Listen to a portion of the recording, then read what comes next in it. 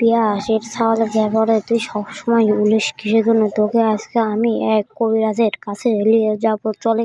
পিয়াসের ছাওয়াল যেতে চায় না, কিন্তু তাও পিয়াসকে জোর করে নিয়ে যায়।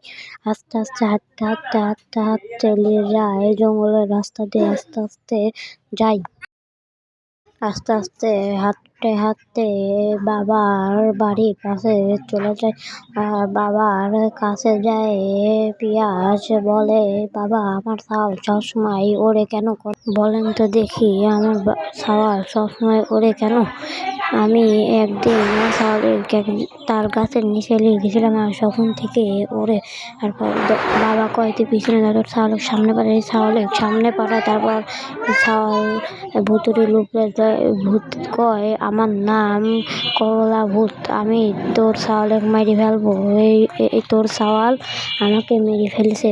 বাবা বলে, তোকে একে মারতে দেবো না, তোকে আমি মেরে ফেলবো না, তুই তাড়াতাড়ি পালা না, তোকে আমি মেরে ফেলবো না কিন্তু। আর করলা ভূত বলে, না, আমাকে তুই মেরতে পারবো না, হি হা হা হা, আমি পৃথিবীর সবচেয়ে শক্তিশালী ভূত। বাবা বলে, আমি দাঁড়া, মন্ত্র করতেছি, দাঁড়া। বাবা যখন মন্ত্র পড়ে তখন করলা ভূত হাসে। তারপর বাবা মন্ত্র পড়ার পর করলা ভূত মরে যায়, আর পিয়াসের ছাওয়াল পিয়াসের কাছে চলে যায়। তারপর কবিরাজ বলে, তুই তোর ছাওয়ালে গেলে চলে যায়, এইটা আমি দেখতেছি।